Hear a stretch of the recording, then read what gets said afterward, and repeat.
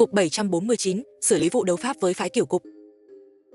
Năm 1994, tại Trung Quốc đã xảy ra một sự kiện chấn động. Cục 749 phối hợp cùng phái Mao Sơn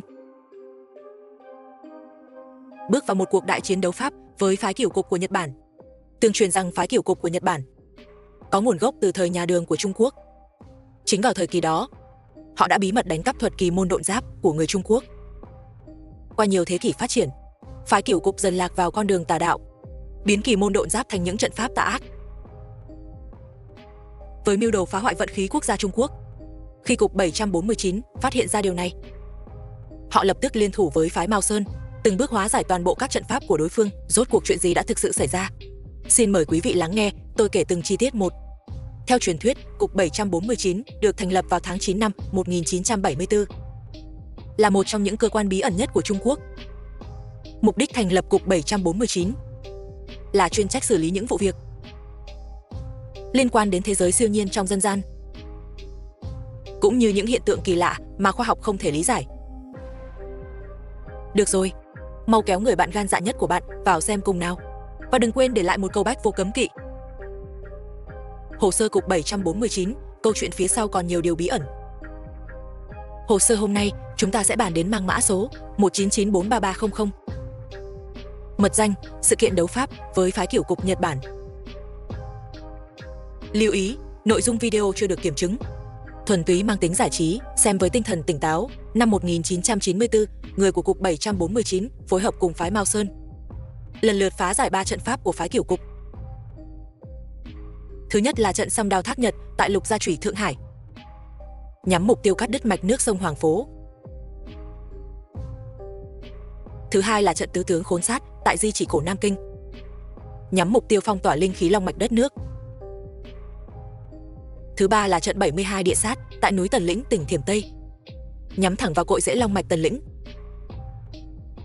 Nhưng tất cả đều bị ta phá giải hoàn toàn. Những năm 90, Trung Quốc đang bước vào giai đoạn tăng tốc của công cuộc cải cách mở cửa. Kinh tế bùng nổ, đô thị trỗi dậy, và một cuộc chiến thầm lặng nhắm vào long mạch quốc vận lại âm thầm nổ ra ở một góc khuất mà không ai hay biết. Trong bóng tối, phái Cửu Cục đê hèn âm mưu dùng tà thuật phong thủy đánh cắp từ Trung Quốc để chặt đứt long mạch, đảo lộn quốc vận. Nhưng những người đứng ra bảo vệ trong cuộc đối đầu này chính là những hậu duệ Mao Sơn ngàn năm truyền thừa và những lão thành kỳ cựu của Cục 749. Từ tòa nhà Song Đao ở Lục Gia Chủy Thượng Hải, đến tà khí ẩn giấu tại Di Chỉ Cổ Nam Kinh, rồi đến biệt thự bủa vây ở Tần Lĩnh, mỗi chiến trường đều liên quan trực tiếp đến nền tảng quốc vận đất nước. Tất cả bắt đầu từ năm 1994. Trưởng môn phái Mao Sơn, đạo trưởng Huyền Trân, đột nhiên nhận được một phong thư tâm kiếm đặc biệt. Phong bì da bò đã ấu vàng theo năm tháng.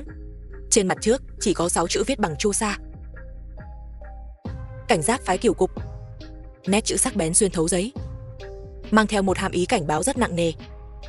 Đạo trưởng Huyền Trân nhìn vào, sắc mặt lập tức trở nên nghiêm trọng. Ông biết ngay đây là tin tức từ Cục 749 gửi đến. Lập tức triệu tập các trưởng lão trong phái để bàn bạc. Phái Cửu Cục này vốn khét tiếng trong giới phong thủy là kẻ đi theo đường tà. Tổ tiên chúng vào thời Đường lấy danh nghĩa du học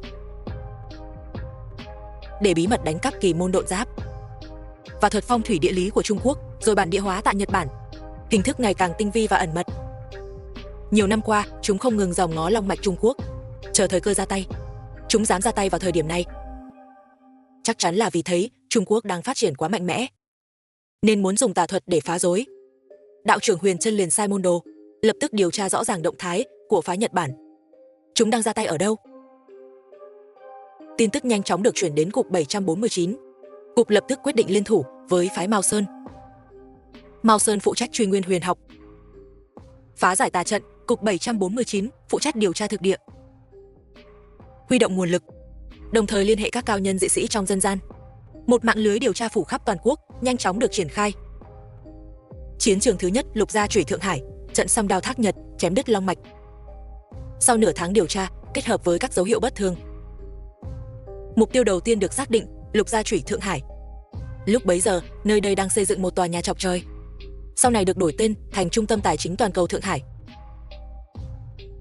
Nhưng khi các đệ tử Mao Sơn tiến hành khảo sát, họ phát hiện thiết kế của tòa nhà này ẩn chứa sát cơ nguy hiểm. Toàn bộ thân tòa nhà có hình dáng thanh đao dài và mỏng. Lớp kính phản chiếu ánh sáng như lưỡi kiếm sắc bén.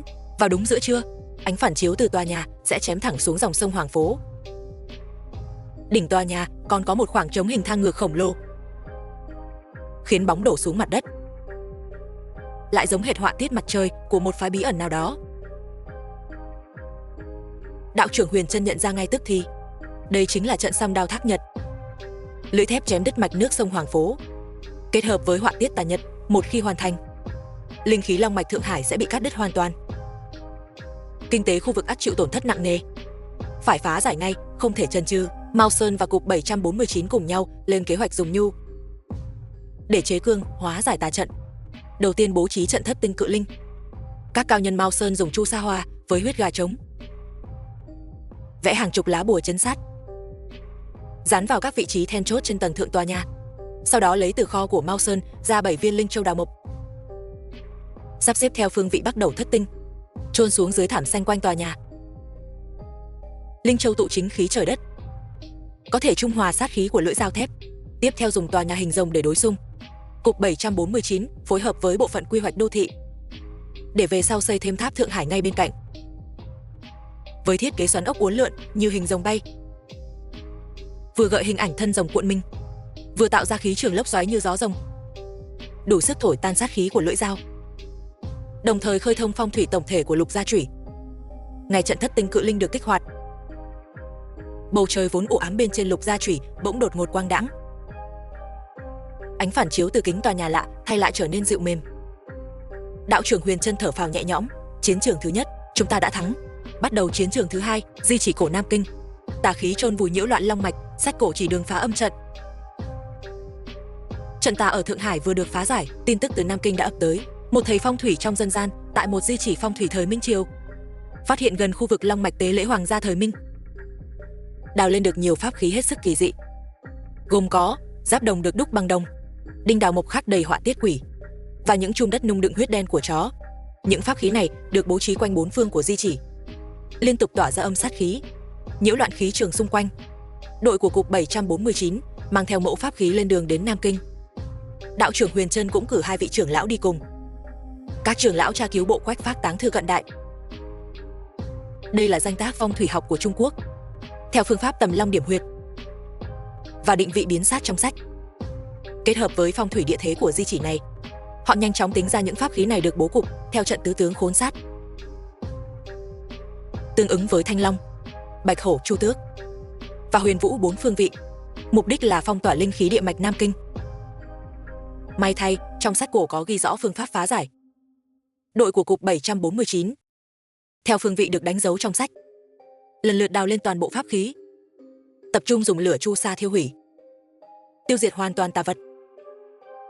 Tại vị trí trung tâm chôn xuống một viên trấn long thạch, lấy từ ngọc trần phong hàn chính khí của Mao Sơn, rồi bố trí thêm trận thất tinh cự linh thu nhỏ, để linh khí địa mạch lại được lưu thông. Nhưng lúc này phái Cửu Cục vẫn không chịu buông tay. Sự kiện hạ nhật Nam Kinh về sau chính là đòn phản công của chúng nhằm kích hoạt lại trận pháp. May mắn thay Cục 749 đã có sự phòng bị từ trước, kịp thời ngăn chặn, không để âm sát bùng phát lần thứ hai. Trận thứ hai chúng ta lại thắng. Bắt đầu trận thứ ba, Tần Lĩnh đại chiến cuối cùng, trận phong lôi 72 đinh khốn long cục. Đầu năm 1995, trong một lần tĩnh tọa nhập định, đạo trưởng Huyền Trân đột nhiên cảm ứng được dấu hiệu long mạch rung động ở hướng Tần Lĩnh. Đây là một trong những chủ long mạch của Trung Quốc. Nếu nơi này xảy ra chuyện, ảnh hưởng sẽ lan rộng đến quốc vận của cả đất nước. Mao Sơn và Cục 749 lập tức cử người đến Tần Lĩnh điều tra. Kết quả khiến ai nấy đều kinh hồn. Một chủ đầu tư địa phương đang ngang nhiên xây dựng trái phép 74 căn biệt thự. Bố cục của những căn biệt thự này hết sức kỳ quái. Nhìn từ trên cao xuống, 74 căn biệt thự tương ứng với 72 địa sát cộng thêm một trận nham, hợp thành trận pháp cốt lõi của phái Cửu Cục, chính là trận phong lôi 72 đinh đáng sợ. Kỳ lạ hơn nữa, dưới nền móng của mỗi căn biệt thự đều chôn một tấm bia đá khắc đầy các rãnh chéo, như một chiếc đinh khổng lồ cắm sâu vào lòng đất.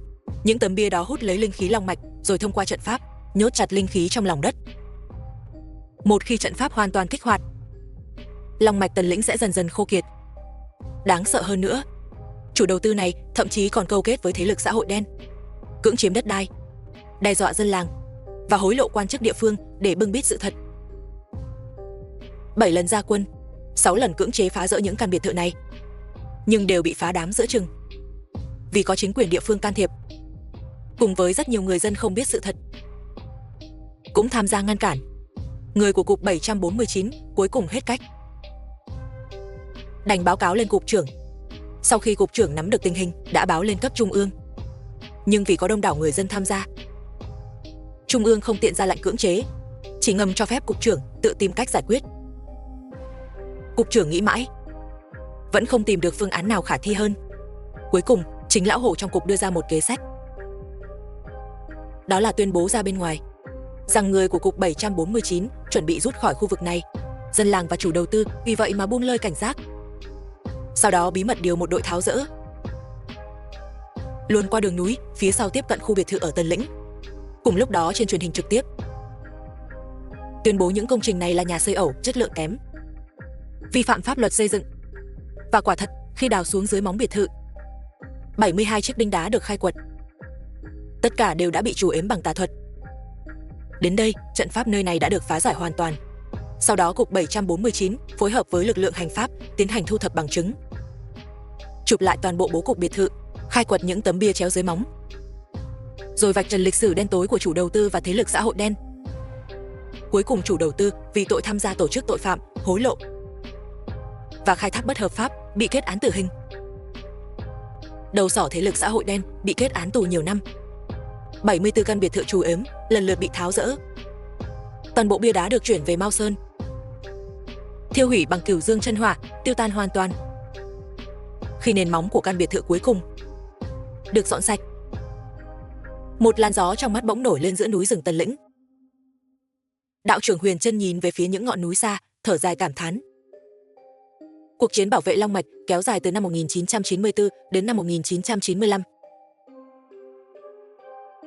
Đã kết thúc với chiến thắng áp đảo thuộc về Trung Quốc.